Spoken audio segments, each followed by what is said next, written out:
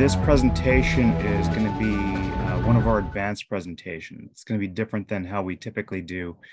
This is going to have a lot of philosophy behind it. I could tell you, the basics. I could tell you, use complex passwords. Don't share your passwords with people. Don't use the same password for the same website. Use multi-factor authentication. That's been published all over the place.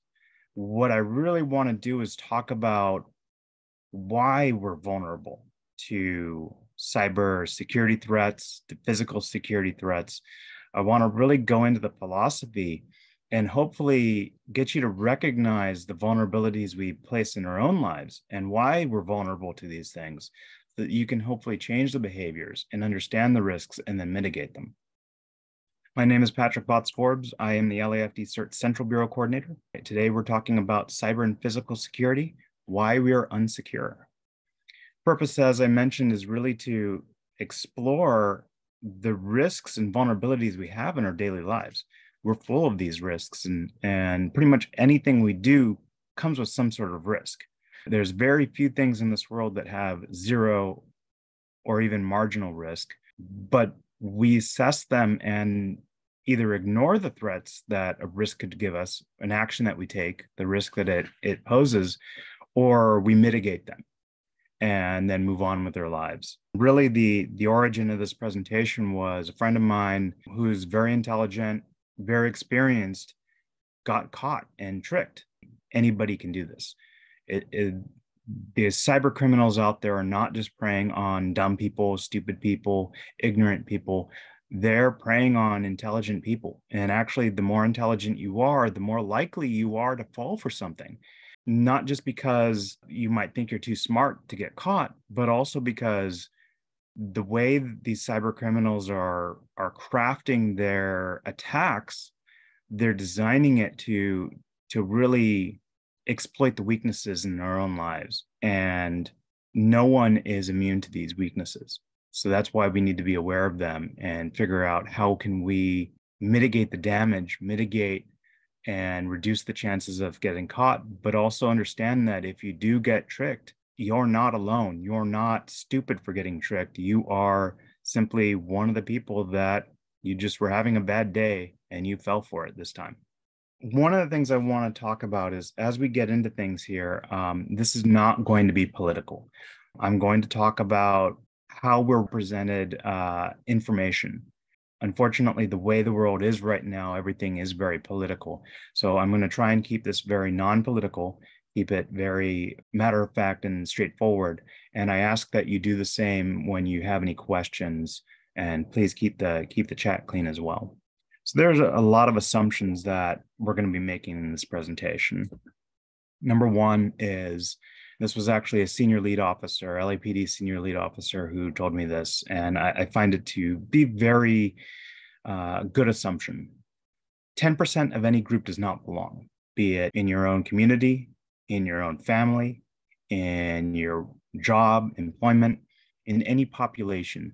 10% of that group should not be there. And that could be for a variety of reasons. Maybe they're not competent, and somehow they got through the interview process. They tricked the hiring manager and everybody who interviewed them. And then when you actually work with them, you find out that you're having to cover for them because they're not competent. Or it could be that they have issues going on in their own lives, and that is starting to weigh on other people. Or it could be they're criminals and they're there for nefarious reasons. It's a broad assumption, and it's not a statement or criticism or judgment of them, but in general, 10% of any population, of any group, does not belong there. Second, and I work in IT, and I see this a lot, most people are lazy or complacent. And this leads to vulnerabilities when you're not paying attention, or you're making bad assumptions, or you're not really checking to make sure that information is correct that you've been given. This is how you get compromised. Most people are incompetent, and that's a sad reality of things. And it's not that you're incompetent in everything you do, but it's that no one can really be 100% competent at every single thing they do. It's a sheer impossibility. And so you're going to do stuff that you are not good at. You're going to do things that you are not capable of doing. And hopefully you're going to learn from these mistakes and you're going to become more competent at it. That is how we grow, is by doing things, making mistakes and learning from them, and then trying again and getting them right, or at least not making the same mistakes twice. But as a general rule of thumb, most people are not competent. They might be great at something.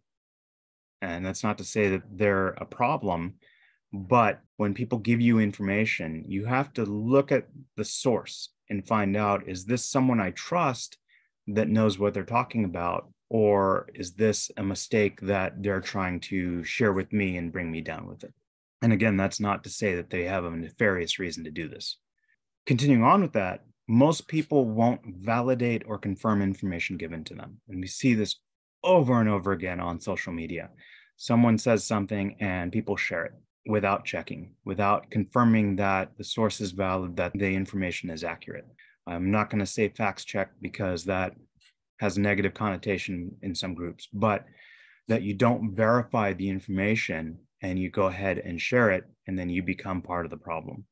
And again, this leads to vulnerabilities. If you get an email from your boss saying, hey, I need you to do this, and you don't confirm that this information really came from your boss, hey, I need you to wire $100,000 from the corporate account to this random account in the Cayman Islands.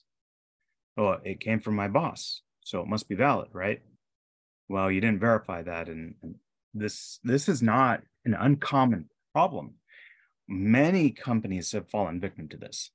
And that's because most people aren't paying attention. And quite frankly, we're so distracted in our daily lives that it's hard to pay attention 100% of the time.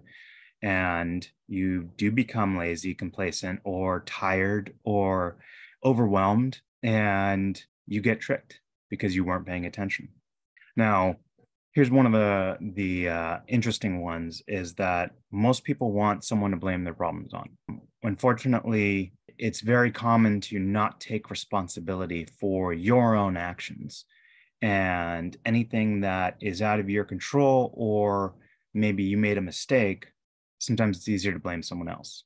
And it's easier in that you don't want to get fired for making a mistake. And the reality is that a lot of times people want to place blame on someone else and hold scapegoats. And so it's very scary out there when you realize, if I do something and mess up, I could get fired for it. And that's not a good way to run a business, because if you go back to number 3, you're going to make mistakes. Not everyone is perfect.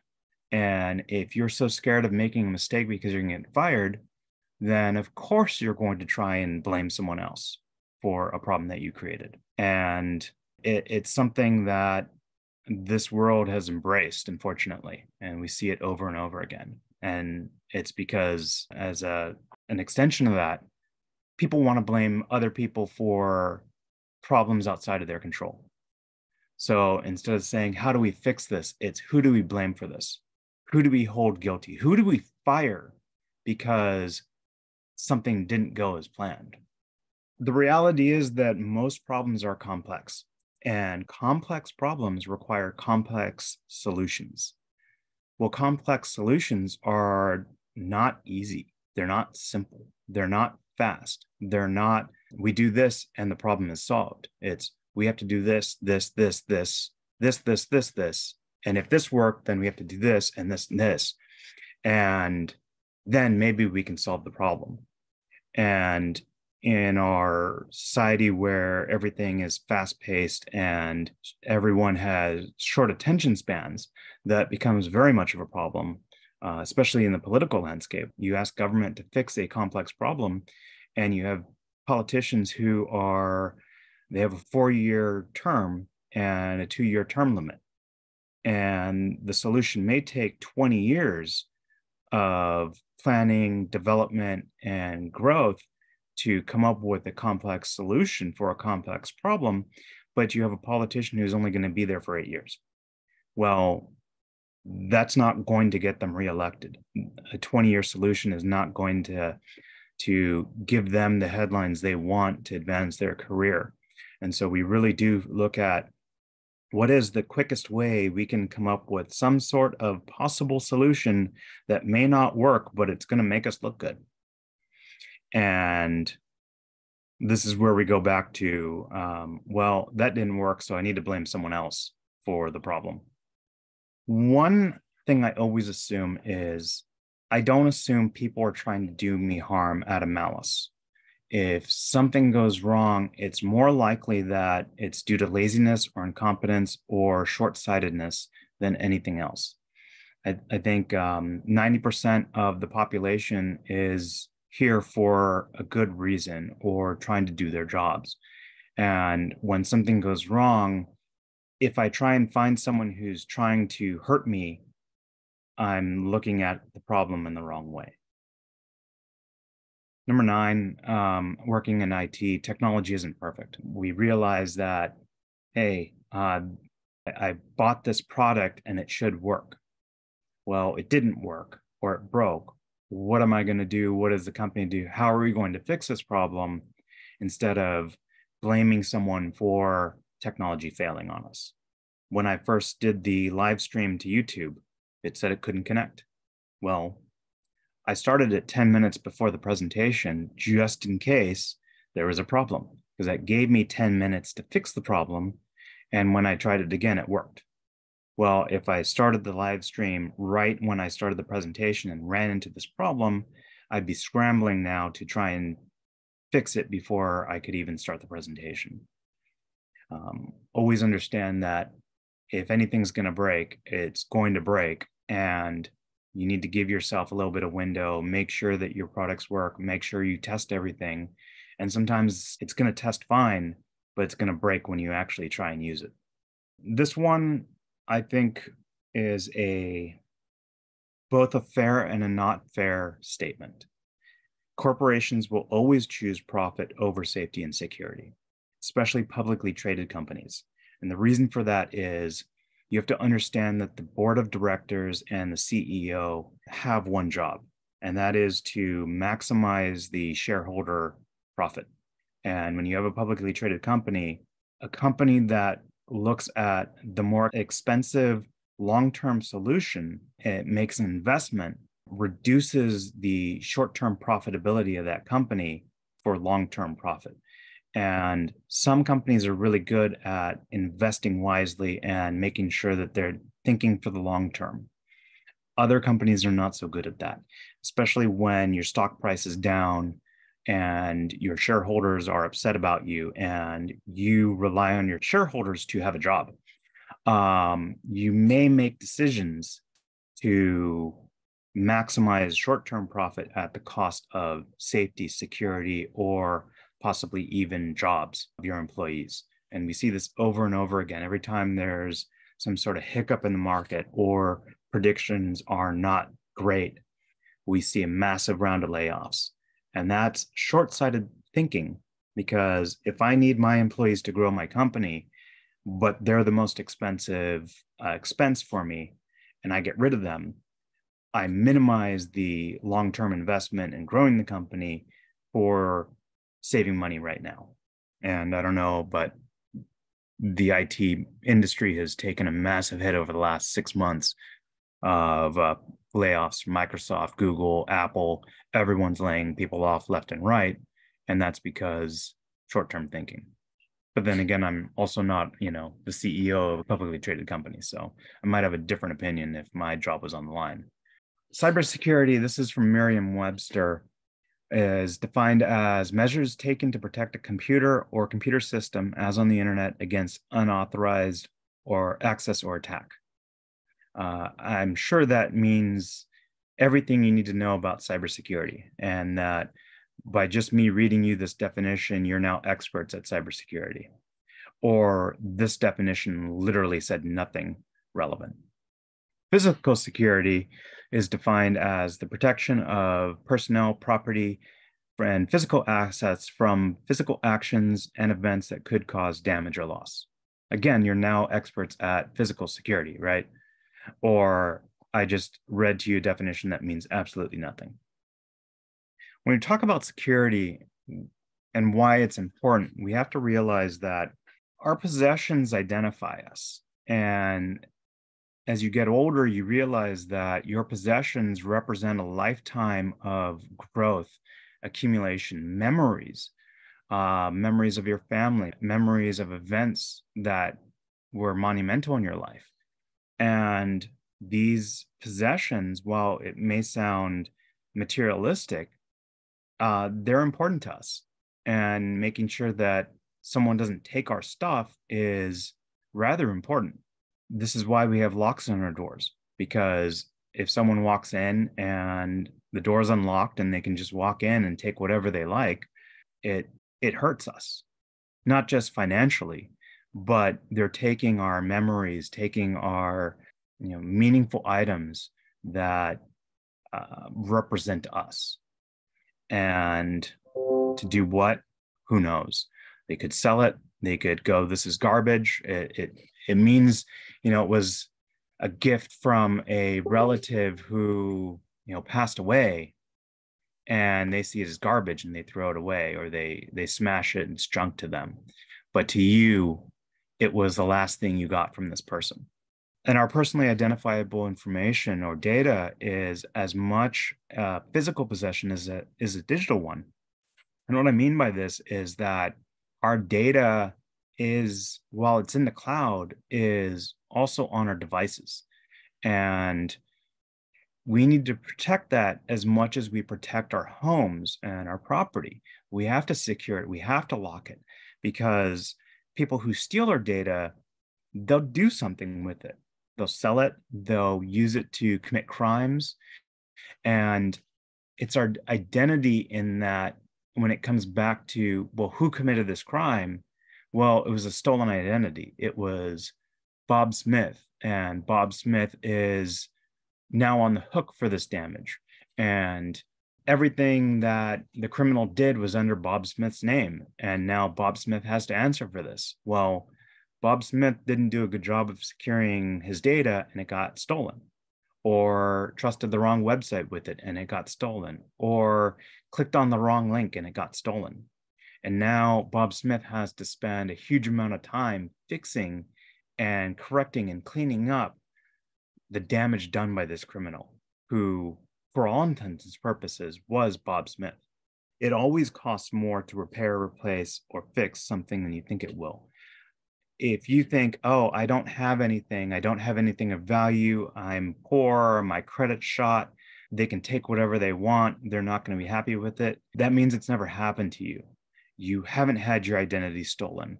And you don't realize that, I may not be rich and I may not have great credit. I may have made mistakes in my life, but now I have to clean up criminal actions and prove that it wasn't me. And I have to go through all this effort to do this and all the cost, hiring lawyers, hiring companies to do this for me. It's not as simple as I don't have anything to lose and feel free to take it. You realize that everything is of value. And so you need to take effort to protect your data, your personal identifiable information, just as much as you protect the memories of the items and the items that are in your lives. So very rarely do I ever talk about myself, especially on these presentations. But I think it's important for you to know who I am, because I'm telling you about cybersecurity, and you should trust the source that it's coming from, because I'm telling you about philosophy and making sure that you understand, why I'm saying the things I am. I have over a quarter century of cybersecurity experience. I've had hundreds of clients, and my focus with them is always on their server, network infrastructure, and IT security.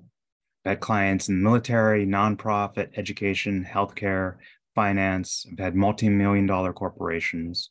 I'm an award-winning IT professional, voted best IT professional several times over, published author, and I've had dozens of presentations. So again, don't like to talk about myself, but wanted to let you know who is giving you this information. We talk about vulnerability versus risk, and I didn't like the definitions I found online. So when I define a vulnerability, I describe it as an actively exploitable weakness. If you have something that's vulnerable, say it's a piece of software that has a known vulnerability that can be exploited, and you continue using this software without patching it, you run the risk of getting broken into, having your data exploited, or whatever they're going to be able to do. And sometimes it's as simple as the attacker just needs an entry point into your computer. And this vulnerable piece of software is that entry point. I talk about risk. We talk about activities and actions that, in and of themselves or grouped together, can expose a vulnerability. So I mentioned earlier that just everyday lives, we expose ourselves to multiple risks. Just going outside is risky. You're walking on the street, you could get hit by a car. Well, we want to mitigate those risks, and that's actions we take to reduce that risk so that it's acceptable. When I'm walking on the street, I'm walking on the sidewalk. Theoretically, cars should stay in the street. And when I cross the street and have to enter where the cars are, I'm going to look both ways, make sure that there's no oncoming traffic, and then make my way quickly across the street. I'm not going to leisurely stroll around and hope that I don't get hit by a speeding car. Does it reduce the risk to zero? No. There are many times where a drunk driver will go onto the curb and take out a pedestrian, but it mitigates the risk. Versus I'm walking in the middle of the street, my back to oncoming traffic, and I'm not paying attention. I've got headphones on. That's a much riskier chance of me getting hit by a car that who's not paying attention. Could be a drunk driver, or just someone who's not paying attention, or they're coming around a blind curve and I'm there. So what we do as actions to mitigate the risks that we take in our daily lives reduces but does not eliminate that risk. The more risks we take, the more chances we're going to do something that has an active vulnerability in it. And that vulnerability is what an attacker or criminal will exploit and use against us. Now, I talk about our lives being vulnerable by design, and this is technology in general. And you have to realize that most technology is actually built on old technology. Windows 11 is built on Windows 10, which is built on Windows 7, which is built on Windows Vista, which is built on Windows XP, and going all the way back to DOS. If you look through your operating system, you're going to find references to MS-DOS and copyright dates of 1980s.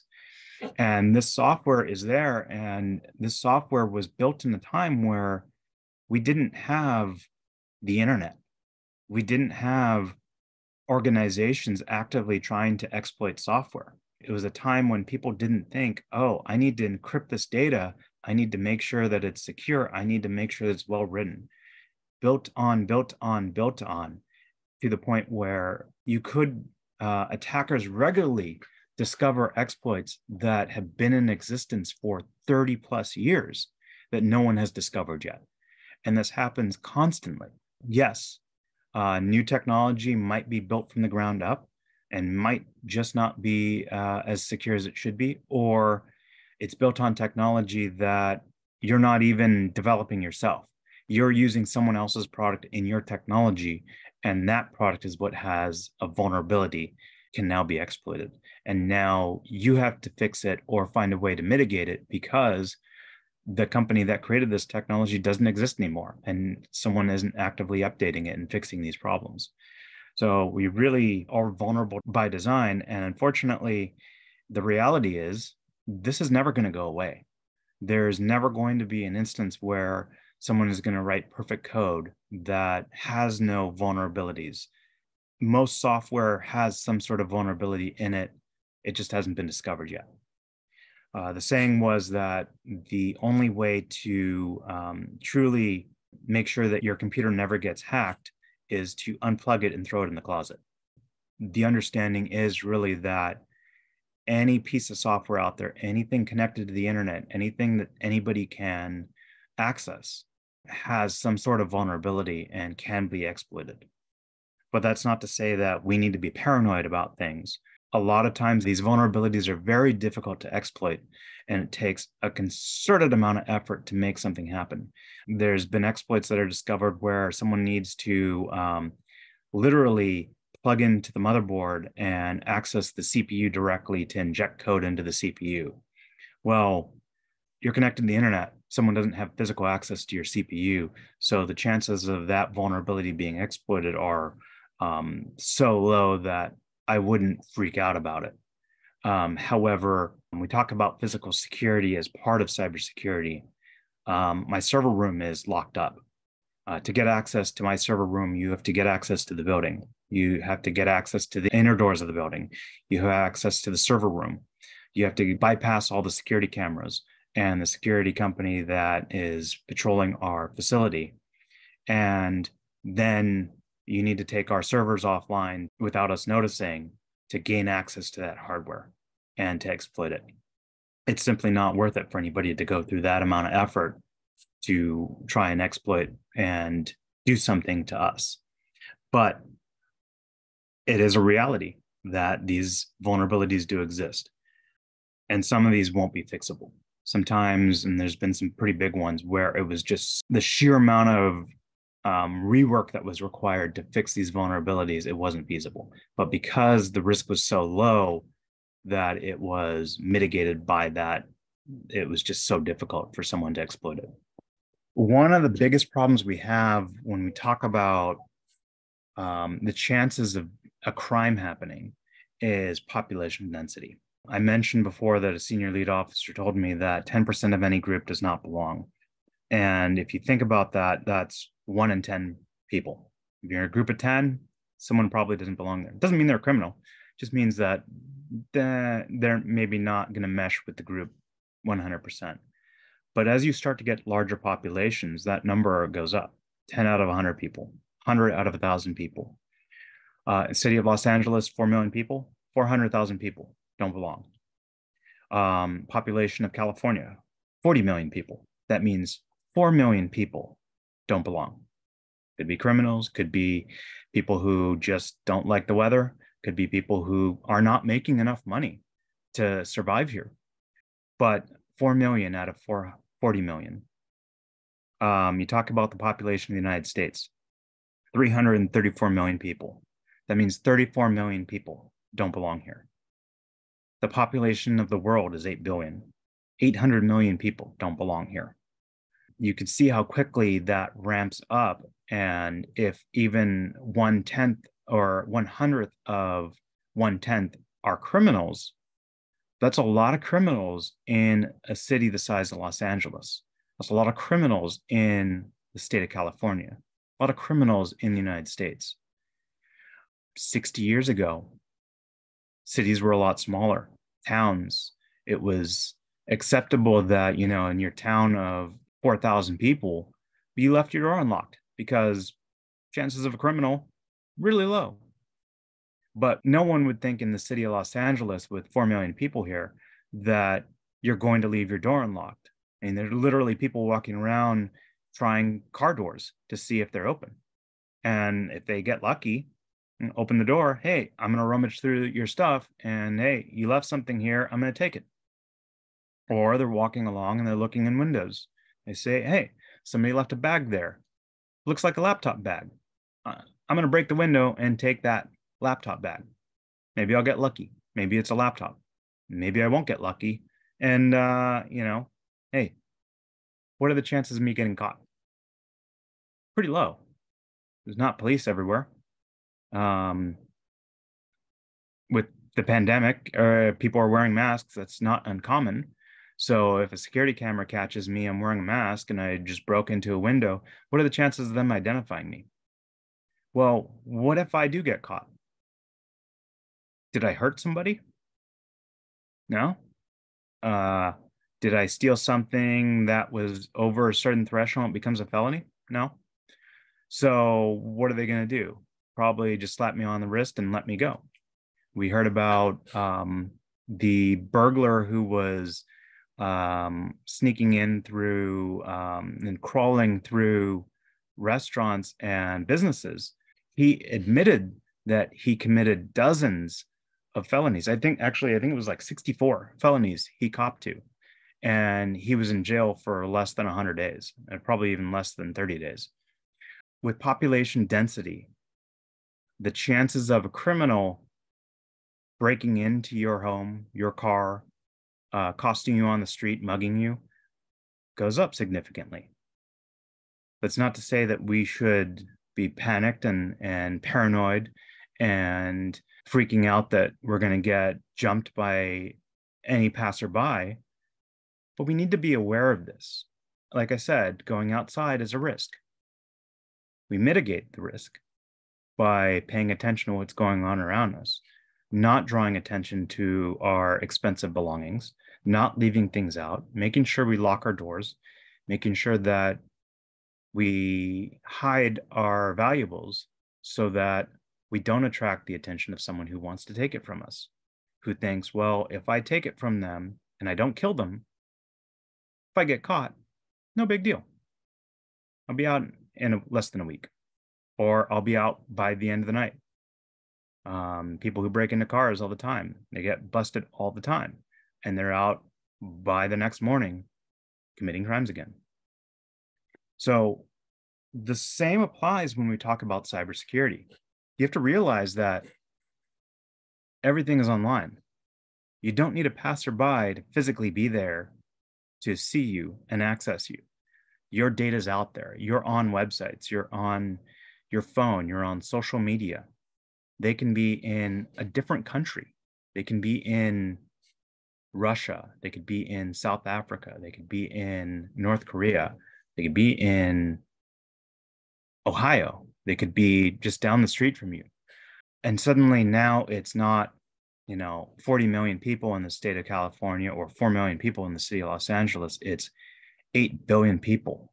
800 million people don't belong. If even 1/10 of that were criminals, or 100th of that number were criminals, that's a lot of criminals out there looking to exploit, looking to steal, looking to cause me harm, not because they're trying to do it out of malice, but because they got nothing better to do. And if you look at the information that we put out there, a single website might actually contain everything they need to steal your identity: your social security number, your birth date, your bank account number, your home address, previous addresses, phone number.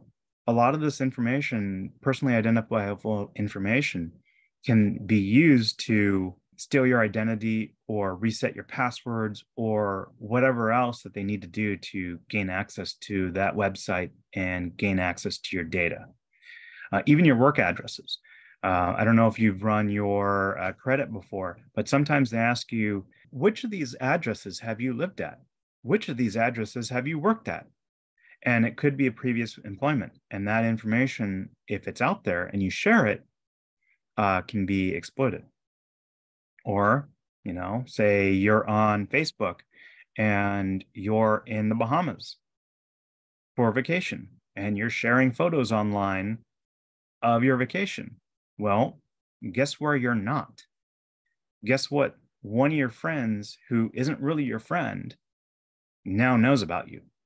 Well, if they know where you live, pretty good chance that you're not going to come home in the middle of the night and surprise them while they're breaking into your place. We have to ask where our data is. And it's more than just online. And when we talk about computers 20 years ago, you have a desktop and it's plugged into the internet somehow. It's more than that now.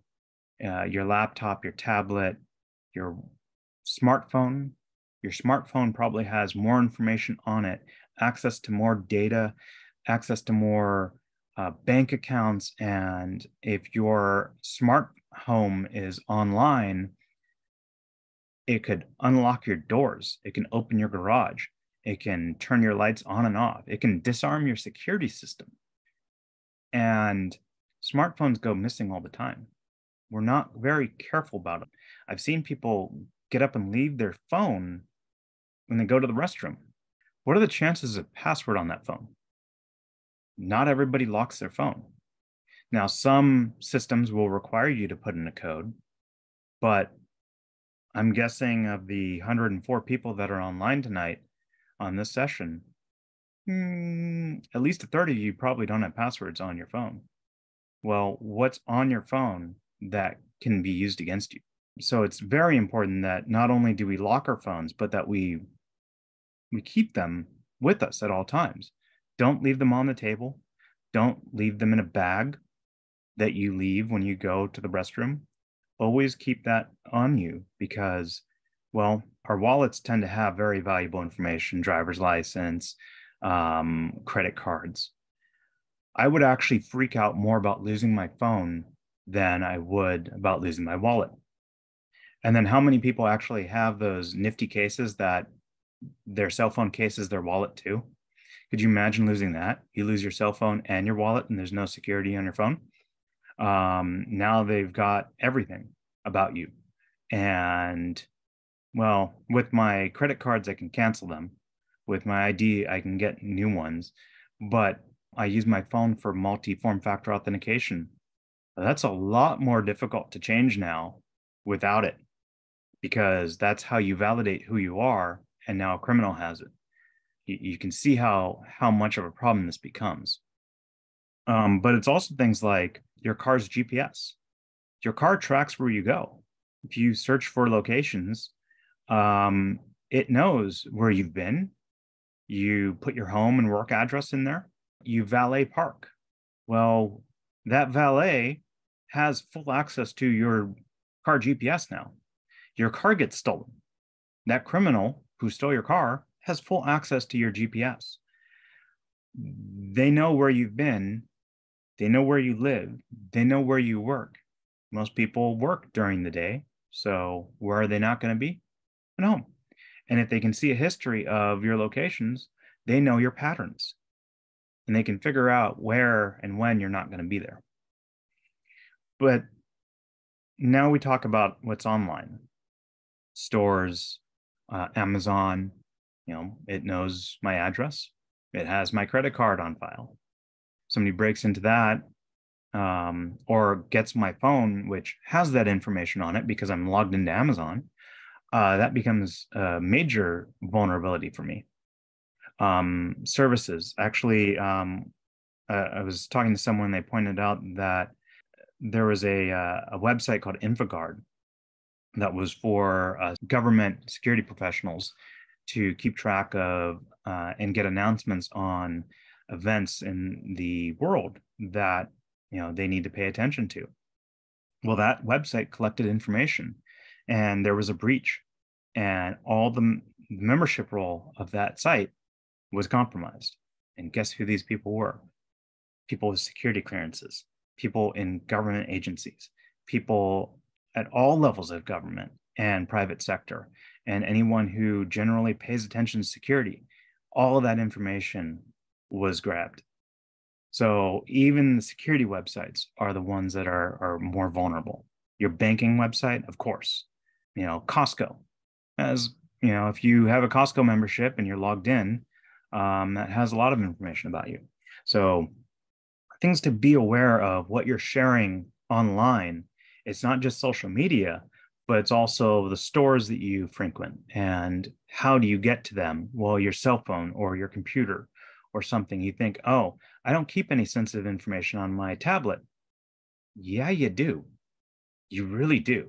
You just haven't thought about what information is on your tablet. And you left that out there, or you let your kid play with it.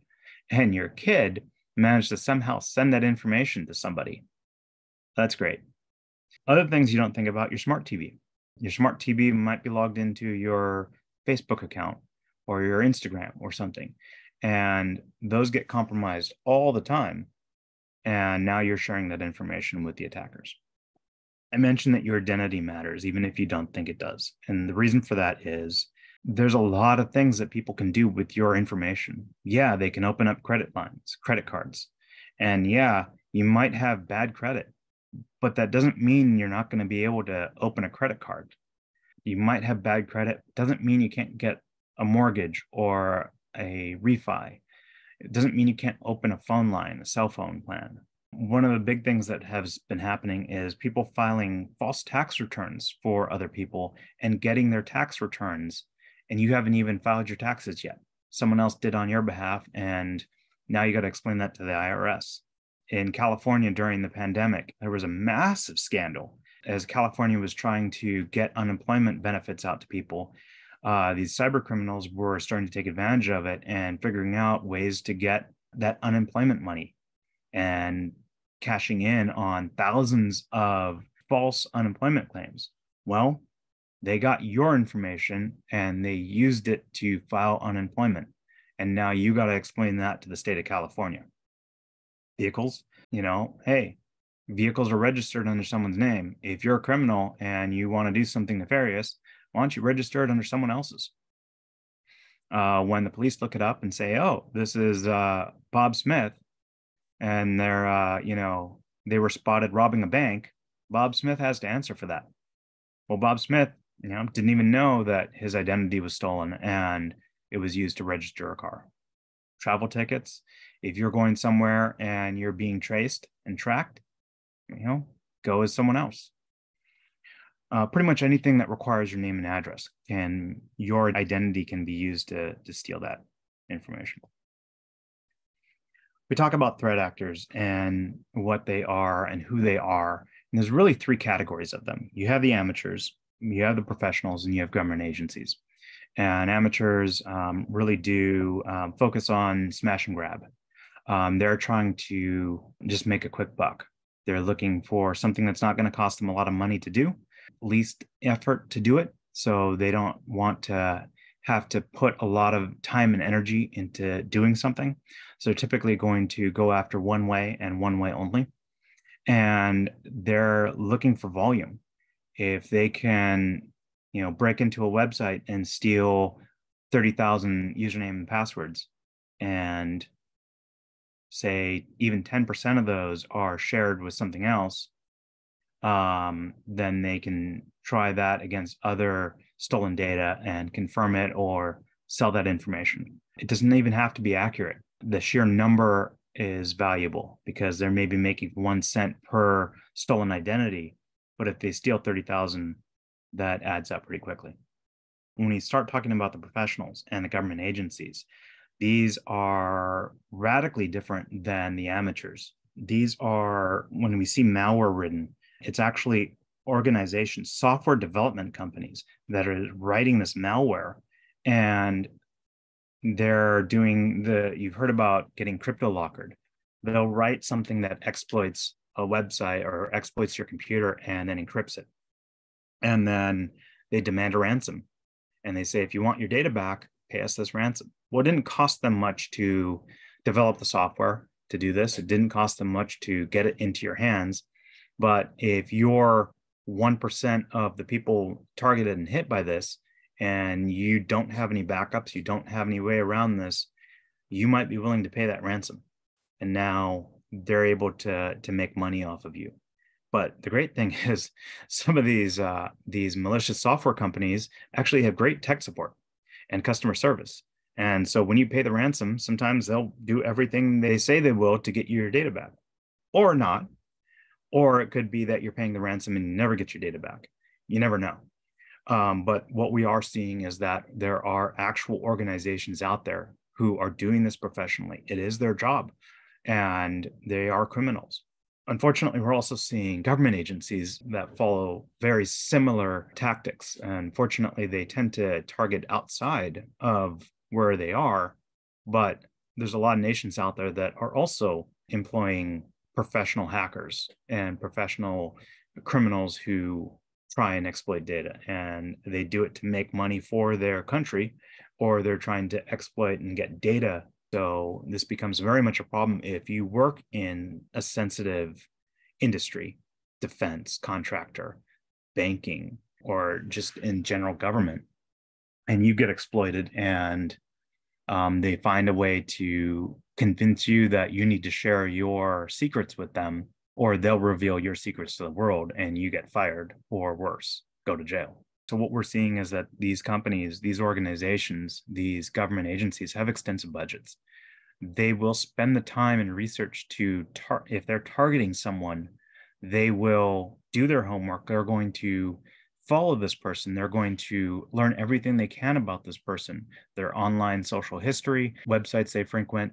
Maybe they'll even strike up a conversation with them online and befriend them and get close, get trusted, so they can then exploit the person, find the vulnerability in the person to get the information they want to exploit them. It's a cyber vector, but the target is the person and the information that person has. It's a physical attack coming through the internet. And these attacks could be very long-term. They could be years in the making just to exploit one person. I would assume that most of us on this call are not someone who's going to get targeted by a foreign agency, but maybe you are. So you want to think about that. Who are you talking to online, and do you really know them? Do you trust them? There is really one thing that cyber criminals, advertisers, and politicians have in common, and generally anyone actually. All of these people, cyber criminals, advertisers, politicians, they're trying to manipulate you. They're trying to convince you to change your behavior. They're trying to get you to buy something that you don't want or don't need. They're trying to get you to click on a link or sign up for something, maybe a newsletter, maybe a malicious payload that's going to download onto your computer and lock it up, and then they'll ransom you back your data. Or they're going to hijack your computer and start monitoring your emails. Get access to your contact list and send emails to your contacts and let them know, hey, click on this link and check out this cool video. Politicians want you to vote one way or another. They're all going to try and convince you to advocate on their behalf. You become the salesperson. You're the person who's selling the product. You're the person who's sharing the malicious payload to someone else. You're the person who's telling your friends, hey, vote for this politician. They want to gain access to your friends, your family, your contacts, and you become that attack vector. You become the vulnerability of your social network. Now, I mentioned that generally everybody does this, and manipulation has a negative connotation, but we as humans all manipulate the world around us. Anything we do, anything we change is manipulation. We open a door, we turn on a light switch, we prepare food, we manipulate. We do it manually, we do it socially, we do it through our words. Anyone who's trying to convince someone manipulates them. And it could be you're a parent and you're telling your child to go to bed. That's manipulation. You're trying to get your child to do something. You're giving incentive. You're giving them allowance. You're giving them a dessert for doing good things. You're rewarding their behavior. That's manipulation. Your coworkers, hey, I really don't want to do this task. Hey, if you cover for me, you do this, I'll do something. Or, hey, I need to take some time off. If you cover my shift, I'll cover your shift. That's manipulation. Again, not necessarily malicious, but it is understanding how we interact with people. Every interaction we have is generally going to be some sort of manipulation. We want people to like us. We manipulate them. We want people to do something. We manipulate them. This is how we operate. A boss, of course, is going to tell you what to do. And their manipulation is, if you want to get paid, you're going to do what I tell you to do. But you also manipulate your boss. Hey, I want my boss to like me, so I'm going to come in early. I'm going to stay late at work. I'm manipulating my boss to like me better and hopefully give me a raise. Your friends, you want your friends to like you. Your spouse. I mean, it sounds really bad that you're manipulating your spouse, but hey, honey, can you go to the store? I mean, just even ask him to do something. That's literally a manipulation. You're getting them to do something, change their behavior, do something different. And again, it's not malicious, but it's understanding how we operate. So really what this comes down to is I want you to be healthy skeptics. I want you to understand when somebody asks you to do something, what are they asking you to do? What are they really asking you to do? What is the motive behind what they're asking you to do? They say, hey, I want you to vote for so-and-so. Well, and that's pretty obvious.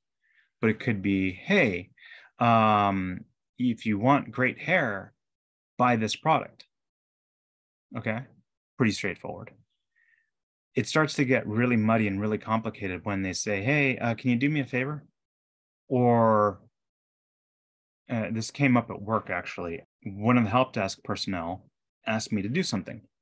And hey, I need you to create this secure folder so we can share data between them. And I didn't look at the ticket, and they asked me something very specific. It was extremely specific. The language they used was exactly the terminology of something that we would normally do. And I said, well, what are you trying to do? And they gave me an answer. Well, I didn't look at the ticket. My coworker did. And he said, this ticket is asking for something completely different than what this help desk person is asking you to do. You have to understand the motivation behind someone, because I should have said, not, what are you trying to do? What are you being asked to do? So I can figure out the best way to get this done. And that's when you need to start asking questions. And you have to be careful when you watch advertisers, politicians, when you're being solicited online and someone befriends you and starts talking, what are they actually saying? What are the words they're using? Are they being vague? Are they being specific?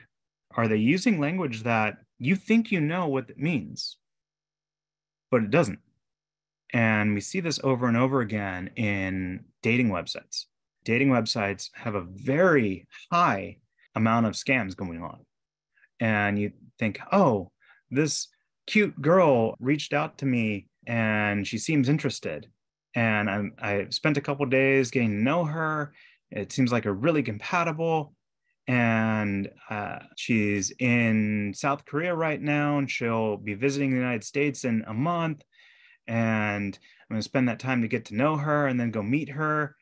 And then she says, hey, I make a lot of money doing cryptocurrency and trading, and I can show you how to invest your money into crypto and become self-sufficient so that we can have this great life together. Well, a lot of people have fallen for that. And I'm not going to give you any kind of statistics. There probably is not any accurate statistic on this, but that kind of manipulation, you spent this time getting to know this person, and now they tell you, hey, I have this great deal for you. And people have fallen for it. Well, sometimes it becomes even more involved. And I heard about this person who went, oh, I see what's going on. Well, I've got a lot of money. You know, on the off chance this is real, I'll invest $800. Well, the investment came back and they made a good deal of money on that $800. So, huh, okay. Person said, I have another great investment for you. I said, okay. Invest $8,000 this time. Oh. Investment came back, made a lot of money on it. Okay. I'm starting to trust this person now. Person comes back and says, hey, I've got this great opportunity for you. You already made so much money, and this is another great one. Okay. This time this person invested $5 million. That's when the trap was sprung. This scammer disappeared. $5 million. So understand the manipulation, understand what the motive is behind it, and understand that people are in it for the long game sometimes.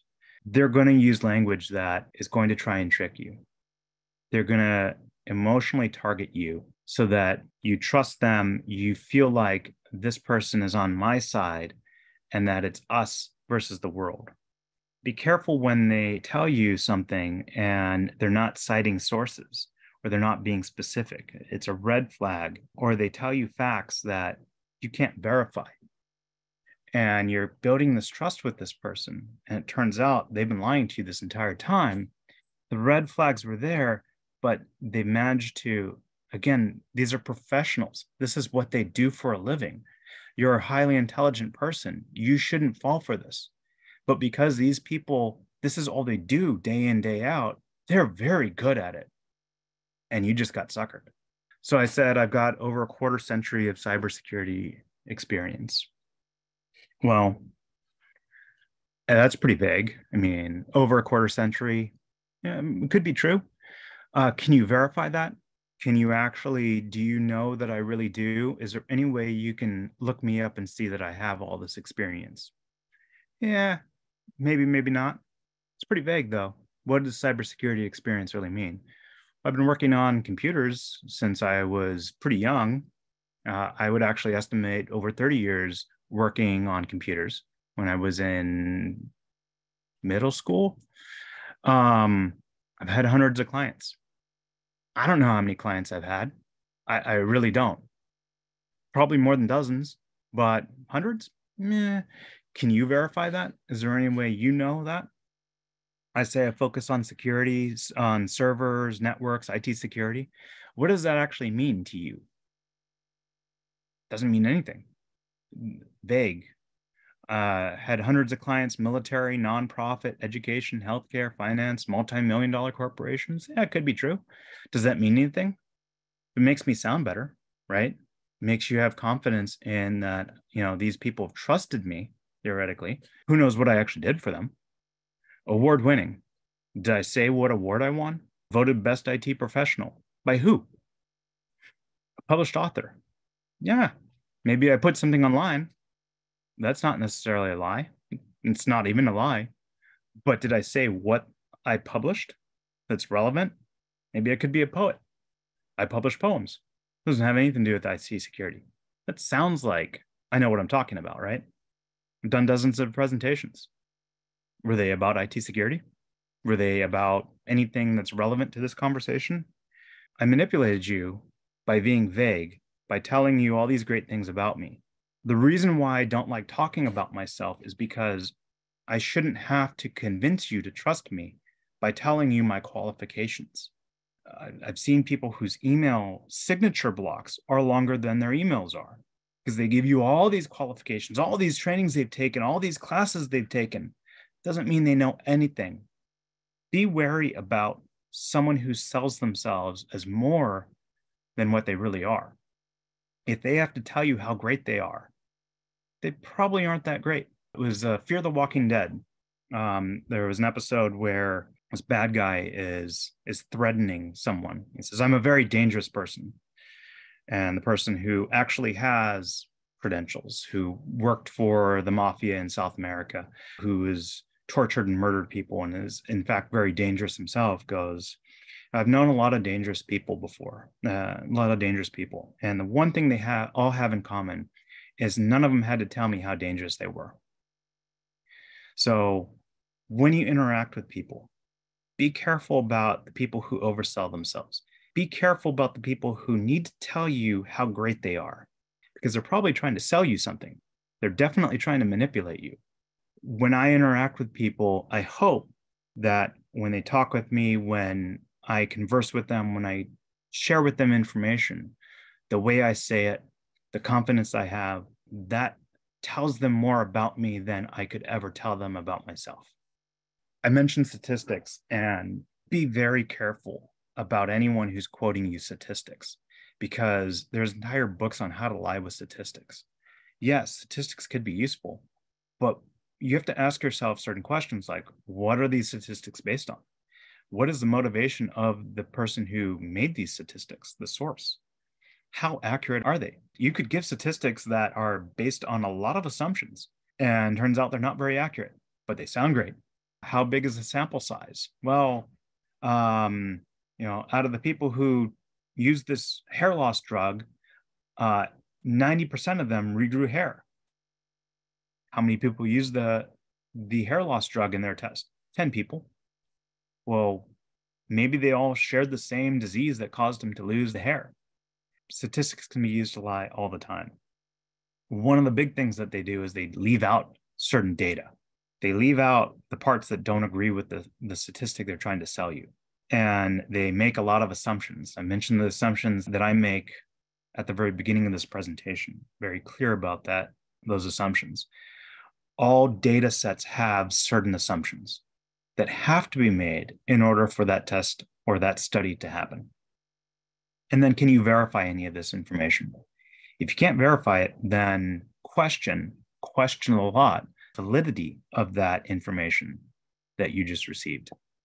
When people try and manipulate you, there's a lot of red flags that you're going to hear, and you need to be immediately cognizant of it. One of the biggest ones you see on TV all the time, especially by politicians, it's a tried and true manipulation tool: fear, uncertainty, and doubt. But when you try and manipulate someone, you convince them that their safety is at stake, that someone is out to get them, that their future is in danger, and that if they don't go with you, your opponent is going to ruin their lives. It's very compelling, but you should start looking into that. When you hear that kind of language, you should go, whoa, why are they telling me this? Is any of it true? You shouldn't have to scare people to get them to do something. Countries have gone to war over this. People have fought for dictators because of fear, uncertainty, and doubt. The most famous, arguably the most famous, the Jewish people are trying to take your money and they're trying to ruin your lives, and they control all the industry. We need to lock them up, and then we can reclaim fear, uncertainty, doubt. You get someone to hate someone else. Doesn't matter if it's true or not, but you get them to hate someone using FUD, and they will literally kill people for you. It's a very powerful technique. Another one, advertisers do this all the time: fear of missing out, FOMO, especially when you're pressured by urgency. We have a limited time offer. This sale will never happen again. Once we're sold out, we'll never resupply. These kinds of techniques will get people to buy stuff all the time that they don't need, but they fear missing out. Well, what if I can never get this again? What if, I'm the only one who doesn't have it? This goes back to fear, uncertainty, and doubt, but extreme dichotomy. Us versus them, good versus evil. We're seeing this in politics right now. And our political system is built on two sides that may disagree with each other, but they have to work together to make things happen. And this is something that, has worked for hundreds of years. But today, if you look at the way that politicians are talking, it is not, we're going to compromise, we're going to work with the other side. It's us versus them, red versus blue, Democrats versus Republicans, conservatives versus liberals. And the language they use about the other side, it's convincing you that the other side is evil and that they're out to get you. If the other side wins this election, your rights will be taken away. If the other side wins the election, kiss all your stuff goodbye, or they're going to tax you until you can't survive. That is extremely convincing, unfortunately. But be aware of that. Be aware that they are manipulating you when you hear that language. Yeah, someone commented about the example I used for the Holocaust, and unfortunately, it is a really sad and it's a real example. And we saw this also with the Japanese in the United States during World War II. We don't talk about it in our history very often, but we had internment camps where Japanese Americans, people who have lived here their entire lives, were arrested and taken into custody because we were at war with the country that they had ancestry from, and politicians convinced people to turn against their neighbors because of this. So we really need to look at our history. We really need to look at what people are saying. And when people tell you that the enemy is next to you, question their motivation, question their source, question what they're saying. Maybe they're right, but time and time again, they've done it for political means to gain power at the expense of others. So you need to be very much aware of that. If you hear emotionally charged language, someone really hard trying to convince you to do something, and they're twisting your arm by engaging your emotions, making you think, I need to do this because of this one reason, or they're using dogmatic language. They're being very aggressive in their language. And it could be for or against. If you're listening to someone saying something and yes, absolutely, I 100% agree with you, chances are something's wrong. Because if they're saying the things that you 100% agree on, for or against, or maybe they're saying stuff that you absolutely hate and disagree with 100%, they're trying to manipulate you, and you should question why and what are they trying to do. A lot of times we hear in the news and political speeches terms that actually have no real definitions. They are made up terms, but they sound really dangerous. They sound like things that are vaguely familiar to us. I don't want to get into examples of this, but you'll hear something and yeah, that sounds like we need to do away with that. But what does that actually mean? What are they talking about? And they make up this language that actually has no meaning so that you will agree with them, and they're manipulating you to do something. And usually it's vote one way or support a candidate who's going to do something or buy something. One of the nasty things that happens on the news nowadays is that people buy advertising time on the news. They'll get interviewed by the news program and talk about this product. And you think, oh, it's a trusted source. I trust the news broadcast. And it's an ad. They're trying to sell you something.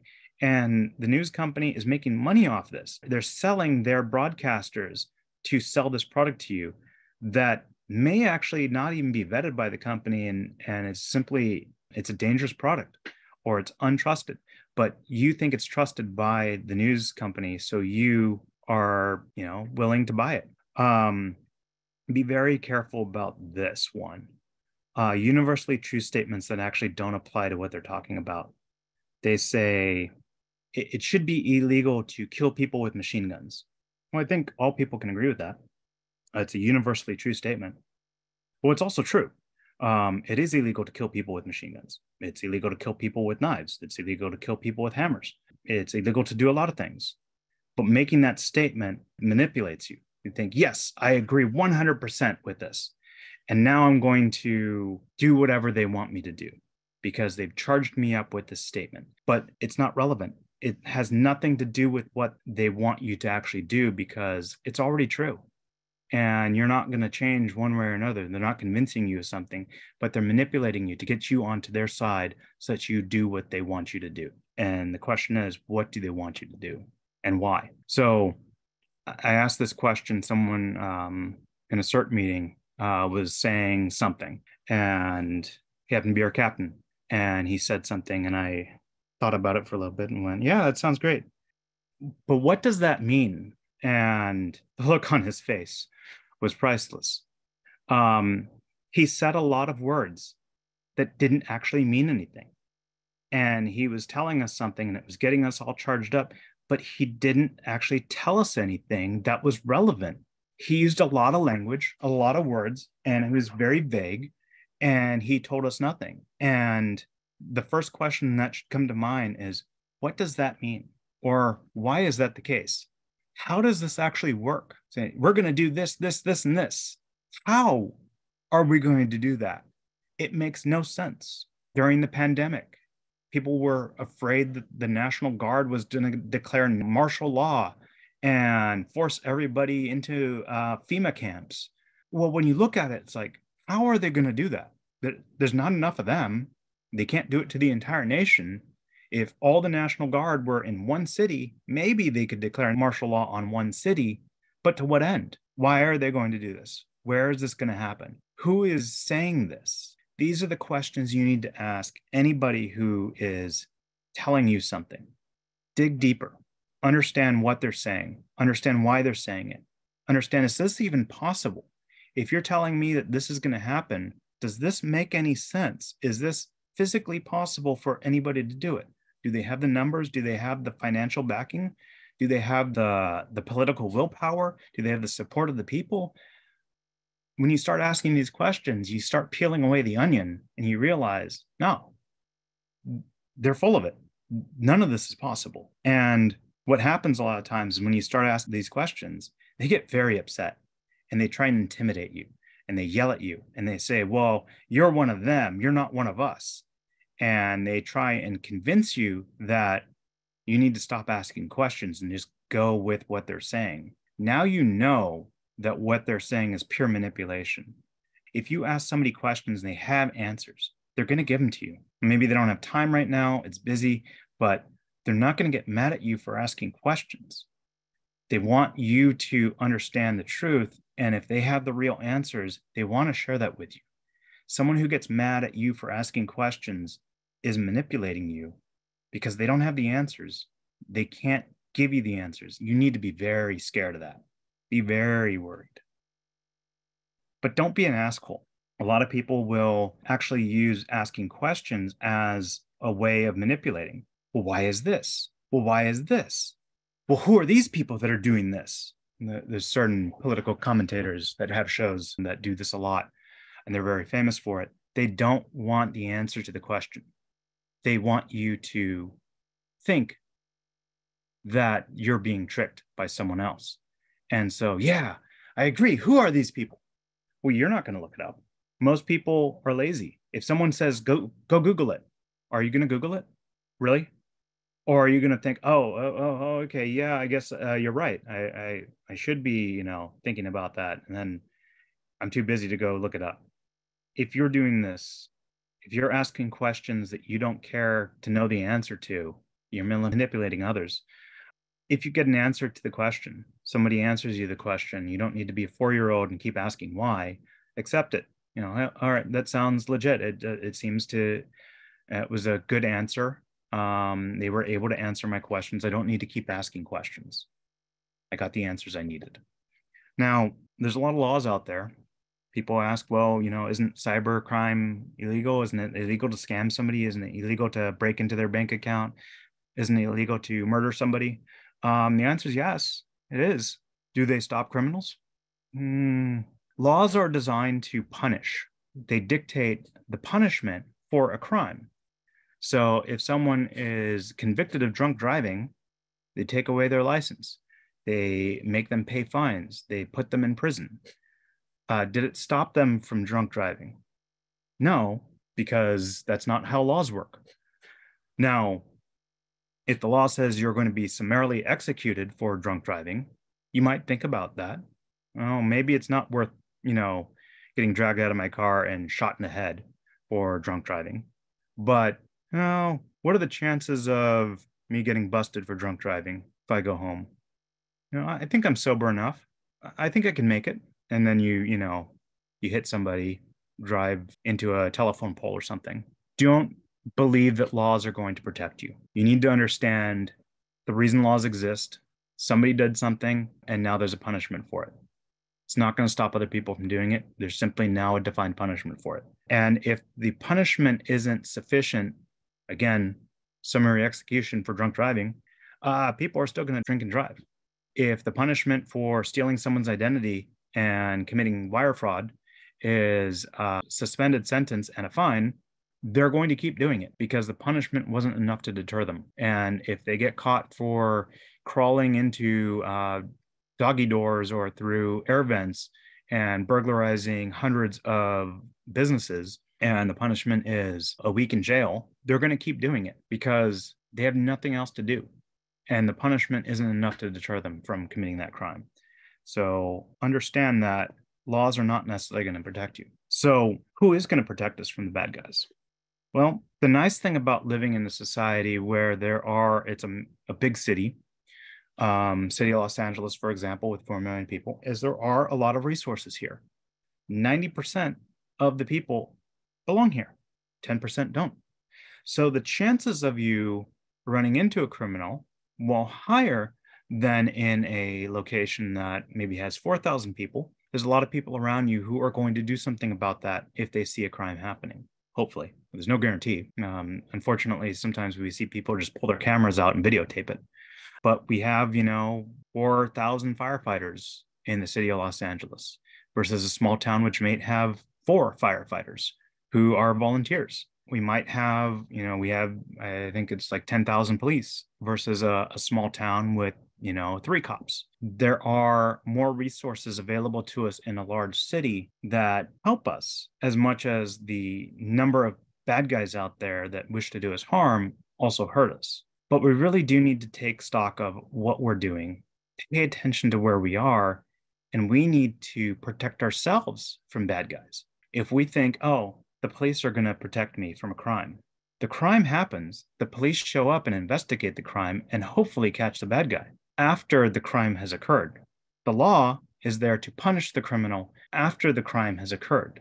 It's very difficult to say this person was going to commit a crime and therefore they need to be punished as if they did commit the crime. Or police say, oh, that person looks suspicious, we're going to arrest them for being suspicious. So you really need to self-advocate. You need to take care of yourselves. You need to pay attention to what's going on. You need to see the manipulation, understand that person doesn't look right over there. They're watching me.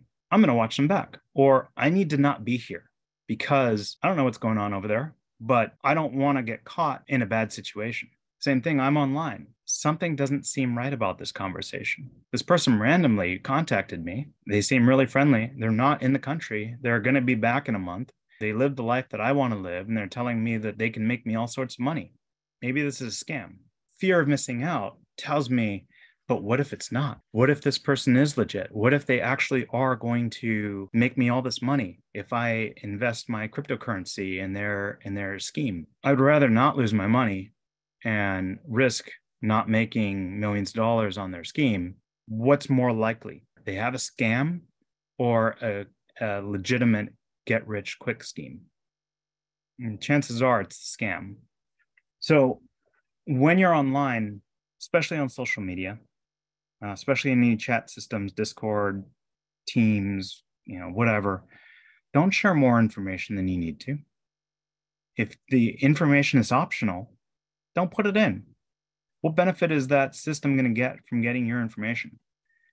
What benefit is the criminal who breaks into that system going to get from your information? The policy I like to adhere to is secure always, encrypt always, multi-form factor always. So if you're offered an opportunity to use a Google Authenticator or Microsoft Authenticator or Duo or one of the other systems out there to do multi-form factor authentication, do it. Because when someone gets your password and tries to log in as you, and then they need a code, well, that deters them because they either now need to convince you to give them the code or they need to figure out how to get your phone. So it makes it that much more difficult. Not impossible. Certainly, if someone calls you up, hey, I'm from Microsoft and your computer's been hijacked and I need you to verify your code. Microsoft isn't going to call you. Apple's not going to call you. Google's not going to call you. These companies that are out there that build the systems are not going to call you and tell you out of the blue that you have a problem. What's worse is when it pops up and says, hey, we've detected these malicious files on your computer. You need to call this number. No, fake, but it's convincing. And a lot of people have been tricked by it.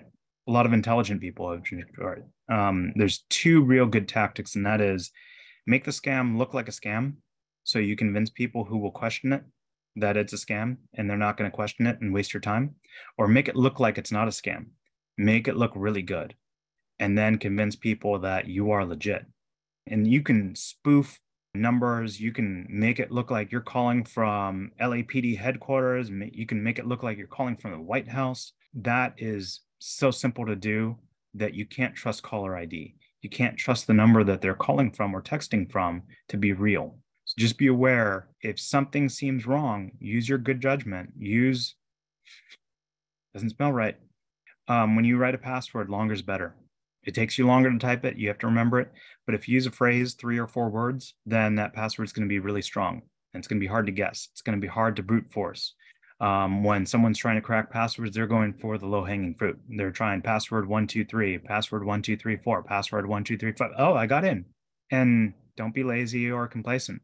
If you let your guard down, it might not get you right away. But the more you let your guard down, the more complacent you are. Oh, I've never been, breached. It's not that big a deal. Eventually you will be, and you will find out that it is a big deal. So you have to be vigilant. You have to be paying attention. You have to go this doesn't seem right. And it probably isn't. I want you to be healthy skeptics. I want you to assume that information that's shared with you is biased at the very least, that it's incomplete or inaccurate. Lies of admission are worse than outright lies because it sounds right. You know enough about the subject that you think it's true, but they're leaving something out. And that's what's going to get you, what's going to trick you. If someone's vague about something, they tell you something, they're not specific, question it. They tell you, hey, I'm an award-winning graphic artist. Well, who gave you the award? Hey, I'm going to hire you to be a wedding photographer. I'm going to send you the money, and then you need to pay my facility and the rental venue out of that money. Scam. Be your own advocate. The law is going to help you after the fact. Maybe they can't catch the person who stole your money. If they do, maybe you'll get some of it back. But you need to protect your information. You need to protect your property. You need to protect your network of friends. If you are the one who's letting random people join your network on Facebook because they're cute, pretty, they're sexy, they've got pictures that are very revealing, well, they can see your friends list. And now they can start targeting your friends. And you just became the vulnerability in your friend network, your social network. If you get text messages from random people and they say, hi, hey, I changed my number. Well, if I changed my number, I would tell somebody, hey, so-and-so, name them. It's me. I had to change my number. I would be very specific about it. But if someone is vague and they're not giving you specific information, they're not telling you who they are or how they know you, or that they know who you actually are, it's probably a scam.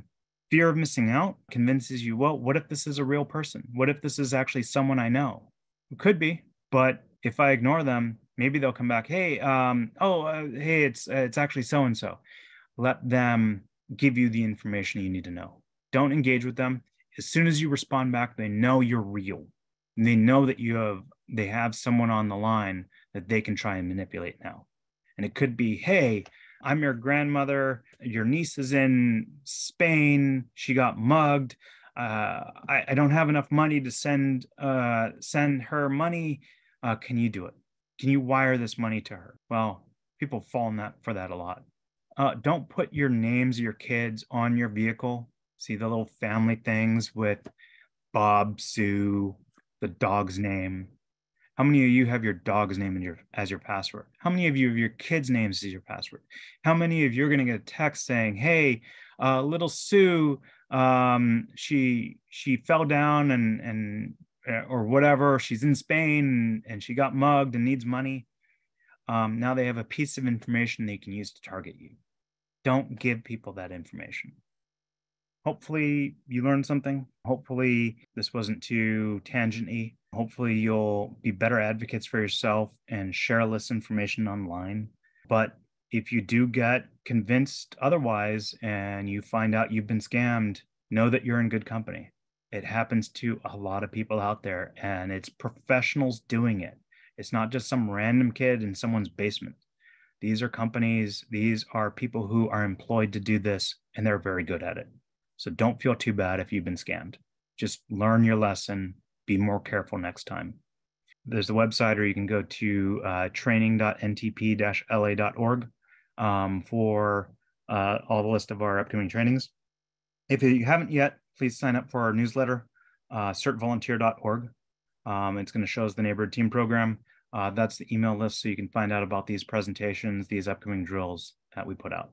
And if you have any questions, feel free to email me at patrick@disasterprop.org. All right, so I haven't had a chance to look at the chat. However, if you do have a question, go ahead and raise your hand and I can unmute you or allow you to unmute yourself and let you ask your question. So any questions? Phyllis, go ahead and unmute yourself and ask your question. So one of the more interesting recent text scams is somebody texts to say your doctor's appointment is at such and such a time. And if you respond saying this is the wrong number, you've allowed yourself into the start of another scam. That's very good. I didn't even, that I could see that. Don't reply.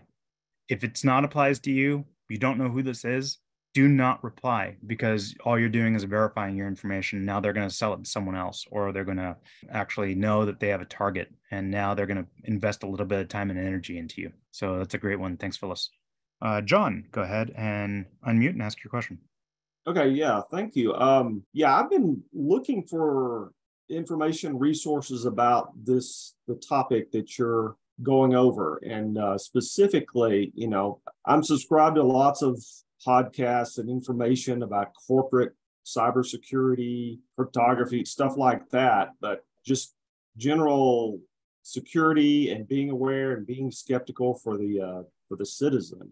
I had a little more hard time finding resources for things like that. So if you have any hints, I'd appreciate it. I don't.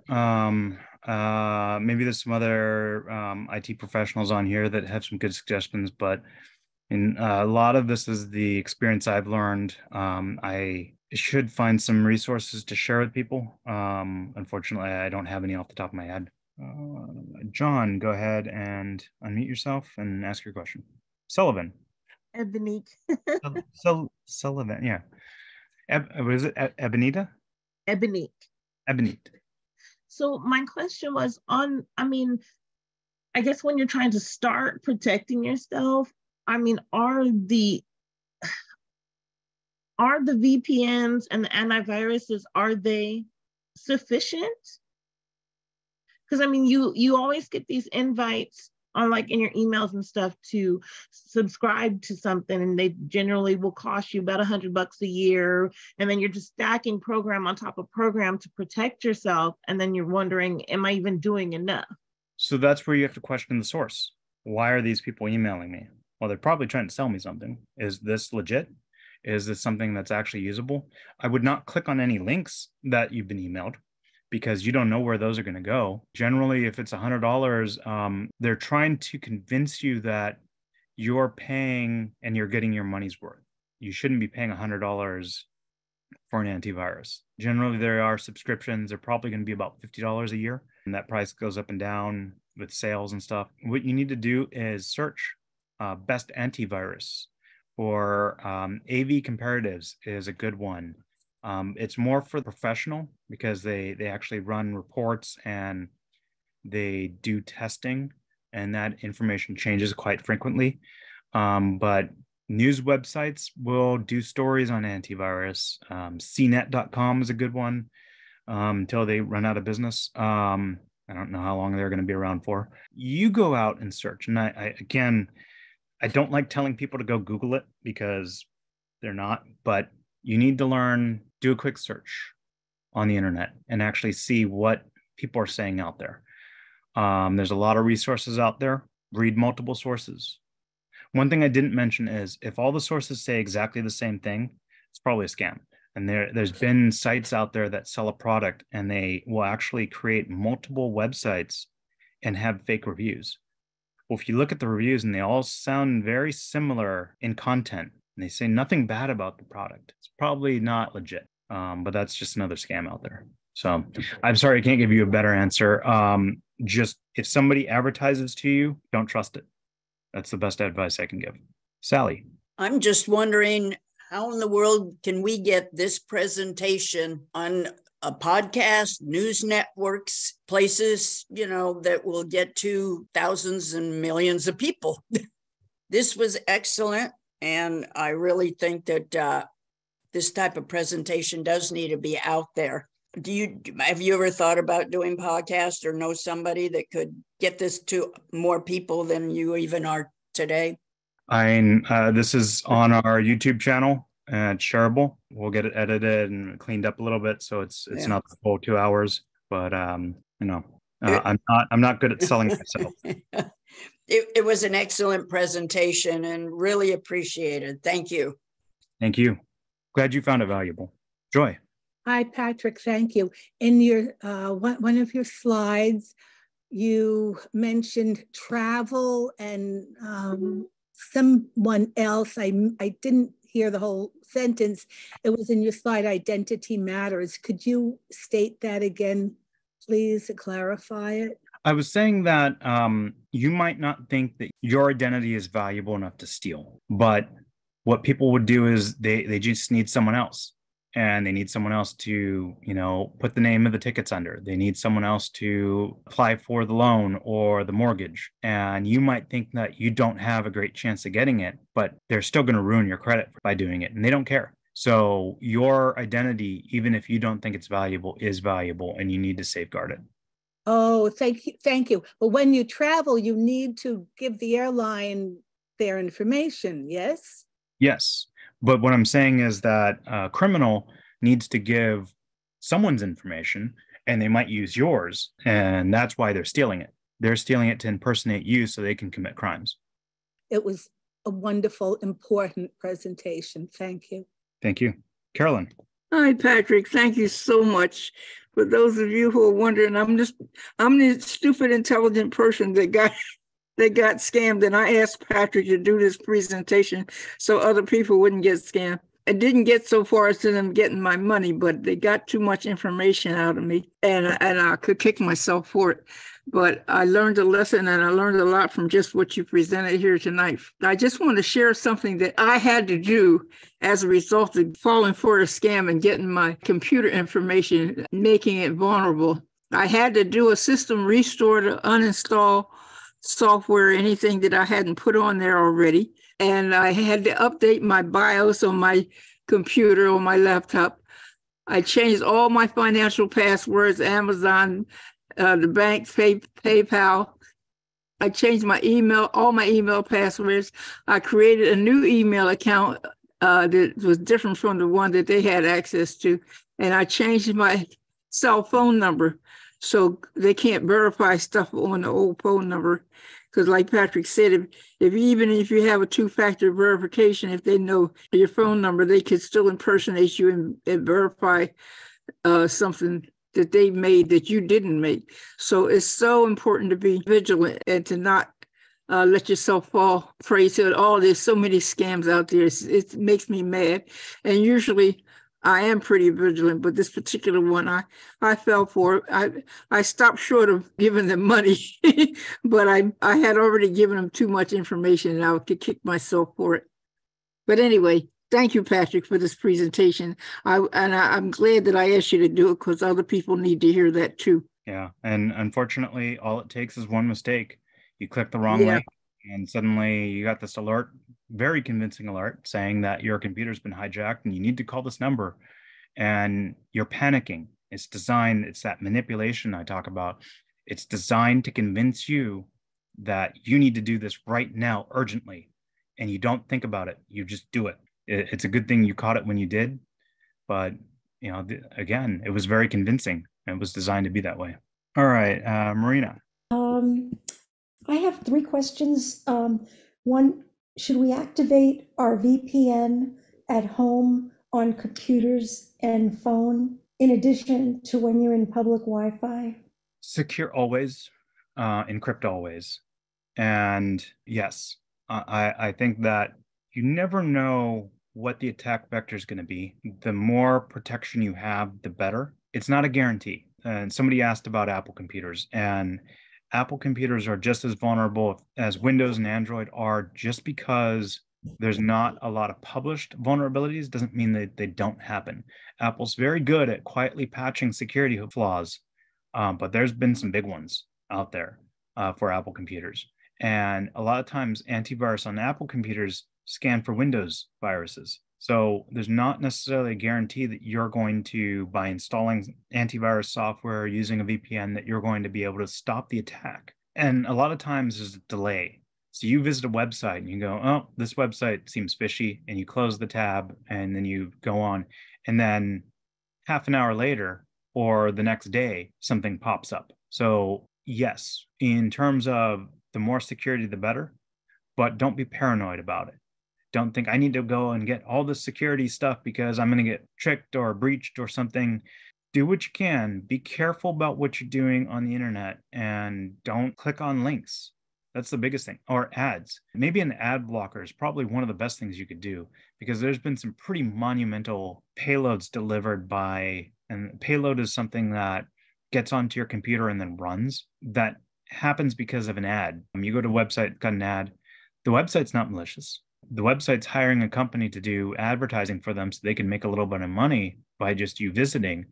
But that exploit happens on the back end, and now a payload's being delivered to your computer. You visited, NPR or CNET or CNN or Fox News. You visited a legitimate website, and because of the advertising system they used, that's how you got hit by the payload.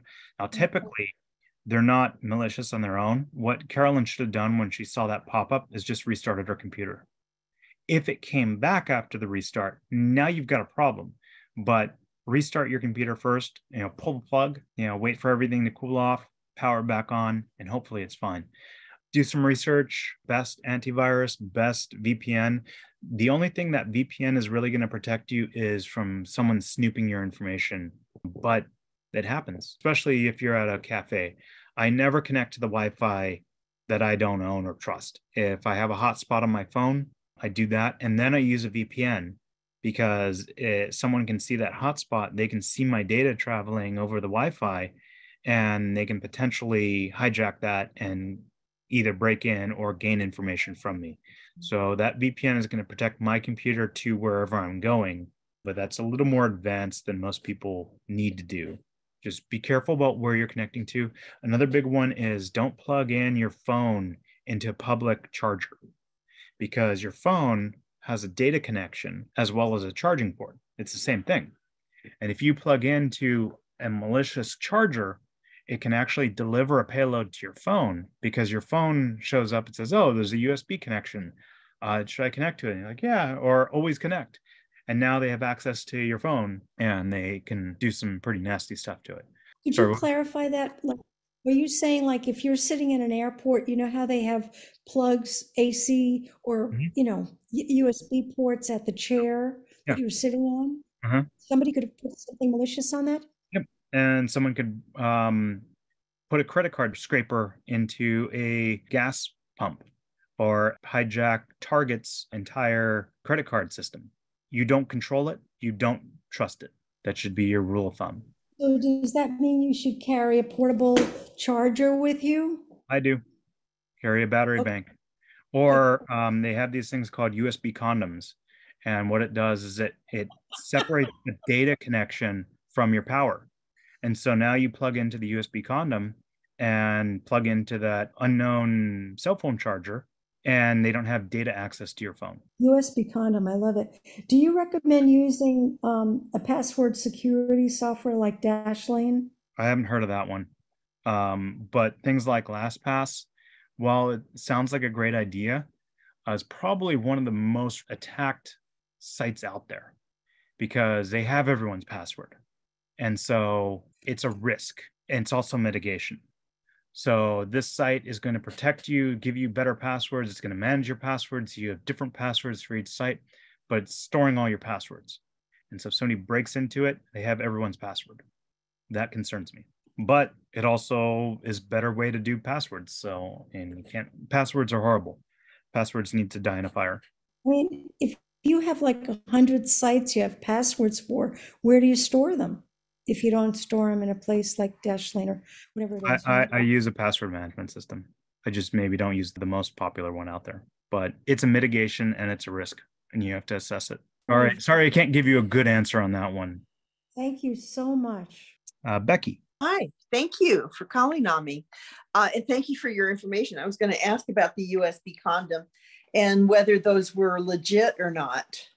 I noticed that I got in the mail today something that just fits everything you said. It says, "Dear shareholder, we've been trying to contact you, blah, blah, blah. Very important we speak to you regarding this matter to avoid any interruptions in the management of your fund." I've never heard of them, and I'm asking myself why I didn't get this information from my broker or from my other people who handle my accounts. And so this just looks fishy. So I'm going to be spending probably 2 hours on the phone tomorrow morning, calling up brokers to ask them, go to the source that I trust, to ask them if it's legitimate before I even attempt to call these crazy things. I mean, it sounds like they don't even know who I am. They just got a name. They don't. If it says dear shareholder, if you were actually a shareholder, they'd know who you are. Well, they got my name, but okay. They've got my name and my address and the fact that I am a shareholder. Yeah, call your broker and talk to them, and they should be able to tell you if it's legit or not. But don't call the number on that. No, I'm bombarded with this constantly, maybe 3 or 4 times a week. And they always turn out to be bogus, but it is a tax on my time. And just to do my due diligence now, to just wade through all these scams, somewhere somebody got my name. 8 billion people in the world, and 10% of them don't belong. That's a lot of potential problem people out there. I wasn't sure what to expect from this, and it really isn't really as germane to CERT unless you think that we are here all looking out for each other and that we all join CERT to take care of our homes and our families. And in a larger sense, we are a community of people who do care and want to care about each other. And I so appreciate what you did. And thank you for giving us your expertise. Thank you. I used to teach above the postgraduate level. And I ran into so many people that were incapable of critical thinking. One of the things I did that I was so surprised I did was I had to demand that nobody got by me unless they could demonstrate critical thinking. It's a sad thing in our culture that we are at that point where we still are saying, well, this sounds really vague. Why do you believe that? Yeah, absolutely. Thank you. Mira. Yeah, hi. Okay, a couple of things. I went to John Jay College, Criminal Justice School in New York. So I did take some computer classes. This was some years ago. So some of the stuff I'm familiar with. I even got ripped off online, made friends with somebody and gave them money and stuff. And I shouldn't have. But can things like Bitcoin and stuff, because then I hired somebody or tried to hire somebody and they claimed that they could get this, it was like Bitcoin and this kind of stuff back. Can that be retrieved? That's my first question. My other question is it really safe to use credit cards? Because I bought something online once, it was just, and the company was unscrupulous, and all of a sudden I'm being charged with stuff. But are credit cards safe, or are they safe like you go to the supermarket or you go to different places? Because I know one time I was in a gas station and then I had to close the card because of that. And I just started using more, cash because I was getting paranoid. Or I have one of those little, those things that you put on a credit card so somebody can't steal the information, like if you're waiting in line or something. Yeah. So Bitcoin, if it's gone, it's gone. It's just like cash. If it's stolen from you, it's gone. Don't. But do they know where? Can they find out where it's being sent to? No. It's. I wouldn't bet on it. I wouldn't count on it. So in terms of credit cards, however, credit card companies have anti-fraud policies. So if you declare something as fraud, they'll do some research on it and they'll probably credit it back to you. It is, in my opinion, safer to use a credit card than it is a debit card, because a debit card does not have such strong protections and it takes money directly out of your checking account. But if the bank is watching the credit cards and if they see something suspicious, they'll quickly mark it as fraud. And sometimes you'll charge a couple things that you're out of the ordinary, and they have an algorithm that detects that and says, this is strange. And then you'll get declined and you'll get a text message from your bank, or you have to call your bank to find out what's going on. They'll say, did you do this, this, and this? Yes, yes, and yes. Okay, then go ahead and run the card again. But if you say no, they'll cancel the card, send you a new one at no charge to you, and invalidate any fraudulent charges. But is it common that, like, when you actually use the credit card at a vendor or something, that it also, the information could be stolen or that kind of, is that common, or is it happens? I know it happened once at a gas station, I think, but other than that. I've had my card ripped a few times, and had weird things happen. And, that's why I use a credit card, because if my credit card gets compromised, they'll refund the money and I don't have to pay for it. I prefer doing that than cash. Because if somebody mugs me and I've got, $500 in cash on me, I'm not getting that money back. Yeah, you're not getting it back, right? Okay, so there is no way to trace where Bitcoin was sent. I wouldn't bet on it. I wouldn't count on it. Okay, got it. Just curious. Yeah, live and learn, right? Stuff is expensive, sometimes lessons that you never. Thanks, Mira. Amatia? I just go by Taya, it's fine. But thanks. If I can address a couple of those things that were just mentioned. First off, as far as using cash and all that, something I've learned from a couple of the people and myself experience, have a couple of different checking accounts and savings accounts, so then kind of use them different places. Someone I know, they got all of their cash swiped because they had one account. And so I've learned that if you just use one for like your main stuff, but you keep most of it in other places, then it protects it and diversifies it, so you keep your funds secure. As far as credit cards, I have a credit card that they have this really fantastic feature. It's called a virtual card number. It's not just using like Apple Pay or Samsung Pay or anything like that, but this credit card, they actually will produce a different virtual credit card number. It's kind of like a fake credit card number, but it's real. And you can use them for temporary credit card number. You can use them for the same vendor over and over again online. And it's fantastic because last year someone compromised one of those numbers and I simply shut it off and my real credit card number was protected. So that was fantastic. But the real reason I wanted to raise my hand is because you had mentioned something earlier of vulnerability by design. And CISA, the Cybersecurity Infrastructure Security Agency, literally last week announced a new initiative called Secure by Design and Secure by Default. And the thought process is that cybersecurity and how we have trained ourselves in the United States is not really working. It hasn't worked for a long time. And so what this push, if I understand it correctly, is to work with the manufacturers and people who are designing the technology and the infrastructure and the software and all that to have security features built in from the very beginning.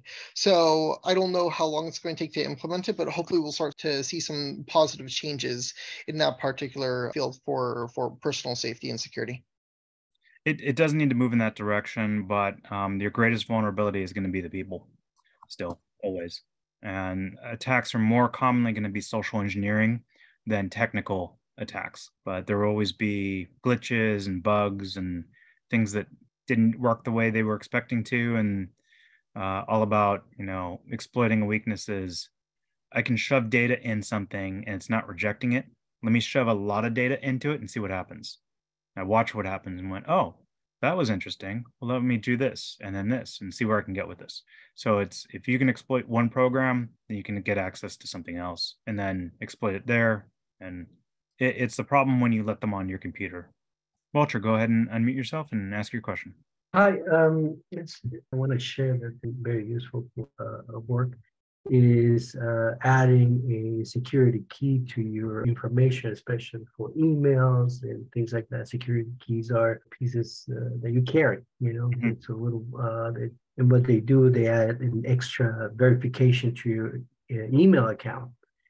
And it's really more difficult to crack than you think, because the information doesn't lie anywhere else except for your key and your email, and they're the ones who have the information.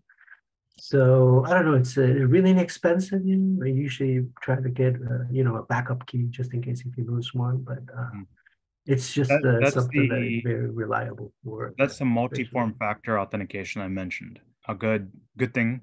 I don't know all the details, especially there's a lot of different vendors out there. It's more complicated to do that and implement it, but it's not a bad thing. Yeah, certainly. Anything that you can do that's going to require a second device or piece of information will slow, if not stop, most casual attacks. Yeah, that's something I wanted to share with you. Thank you. Carolyn. Thank you. Yes, I'm back. I have a couple of questions. One, what the software that gives individual password, they make up a separate password each time you access the site. Do you know what that is? You're talking about a verification code? So like an authenticator? No. It's like a password manager that issues a different password each time. Yes, password manager. As I mentioned, those are both a mitigation and a risk. So you're mitigating the problem of bad passwords and sharing passwords and just not being able to manage passwords for 100 sites. And the risk is that these sites now become targets. So if they can breach somebody who's password managing for 1 million customers, they've got 1 million people's passwords. Oh, okay. You're trusting them that they're not going to get breached. It's a two-edged sword, huh? It's a double-edged sword for sure. Okay. The other thing was the virtual credit card. I never heard of that. Can you elaborate on that a little bit? So Bank of America used to have it, and they discontinued it. I really miss it. You log into your website, into your bank's website, and or whoever the credit card issuer is, and you can generate a virtual credit card. It's a full actual credit card with number and expiration date. And you can put in how long you want it to be good for. So you could say 1 month if you're only going to do one charge, or 2 years if you're going to be using this recurringly. And then you can use this and you can generate any number of these. So every time you buy something online or you sign up for a website, you can give it its own unique credit card. So if that site gets compromised and shares your data, only that one virtual credit card gets compromised, and then you can cancel it, and you don't have to cancel everything, because we all probably have a bunch of recurring charges on our credit cards. So when your credit card gets breached and canceled and reissued, who does issue those kind of cards? I don't know who still does it. Okay. I just Googled it. It says Citibank, Bank of America, and Capital One are the only 3 banks that offer them now. Okay, I'll find out. I don't think Bank of America does it anymore, at least not with mine. I have a suggestion for a browser that filters out with advertising things by default. It's called Brave, Brave. And they don't allow any advertising on it unless you allow it. By default, there's no advertising. And there's extensions you can get for other browsers like Firefox. You can get NoScript that will stop all things from running, but it does make things difficult. And some websites will actually detect that you're blocking the ads and they'll stop you from browsing. So thank you. Mary? Yeah, right. What about Zelle? In these newer forms, you can make your payments through Zelle or PayPal. Are they safer? Or... It depends. If you're sending money to a scammer, say goodbye to that money. That's generally your policy. Doesn't matter what you're using. If you get tricked into sending somebody money, cash, your Zelle, PayPal, the chances of you getting that money back are greatly reduced. And I wondered about Google, if you're in the cloud, how safe are we with having everything up there? And breaches happen all the time. So that's what I'm saying is try not to share. Don't share as much information as you can. Share as little as you can. Just be careful and be vigilant. If something seems too good to be true or seems suspicious, it probably is. Well, Google asks for so many questions, and they have, let's say, an email with them. They want you to even verify you're the person on the email when you're trying to buy other products. One of mine got deleted temporarily because they said it wasn't me. And for 1 week, they have me, I can't get an email. So I don't know with all their security, whether it's working for us or not. Yeah, it's dangerous out there and it changes week to week. So I can't give you any specifics on that. Sorry. Okay, thank you. Wonderful today. Thank you. Maria. Ad blockers, you mentioned that earlier. So there are extensions you can put on your browser. Is that it? Yes. Does Google offer them, or you just have to find one? Search the Chrome store for ad blocker. Okay. I'd like to thank everyone for attending tonight. Have a good night, and we'll see you next month. I don't know what the topic's going to be, but we'll send it out to the email list. Bye, everyone. Thank you. Yeah, thank you. This is great.